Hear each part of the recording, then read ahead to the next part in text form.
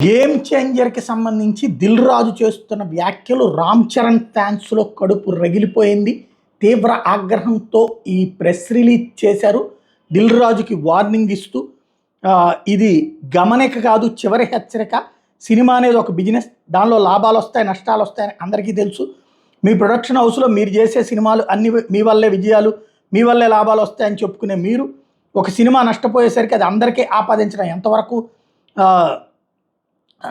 సమంజసం అనుకుంటా.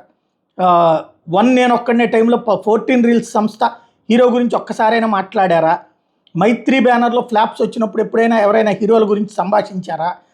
సైందో ఫెయిల్ అయ్యాక ఆ నిర్మాత వెంకటేష్ గారి గురించి ఎందుకు ఒక్క మాట కూడా మాట్లాడలేదు? సంక్రాంతికి వస్తున్నాం సినిమా హిట్ అయితే వెంకటేష్ గారికి ఎంత ఇచ్చారు? ముందు మాట్లాడుకున్నంత ఇచ్చారా? ఎక్స్ట్రా ఏమైనా ఇచ్చారా?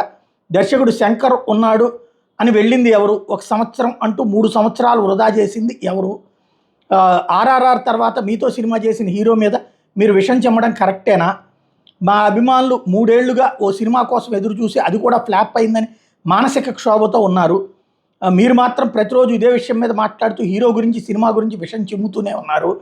ప్రతి ప్రెస్ మీట్లో, ప్రతి ఇంటర్వ్యూలో పదే పదే దీని గురించి చర్చిస్తూ మమ్మల్ని బాధకి, కోపానికి గురి చేస్తున్నారు. ఇదే చివరి హెచ్చరిక. ఇంకోసారి గేమ్ చేంజర్ సినిమా గురించి కానీ, రామ్ చరణ్ గారి గురించి కానీ తప్పుగా మాట్లాడితే ఇక తీవ్ర పరిణామాలు ఎదుర్కోవాల్సి ఉంటుంది. ఖబర్దార్ ఇట్లు రామ్ చరణ్ అభిమానులు అంటూ ఒక స్టేట్మెంట్ని రిలీజ్ చేశారు.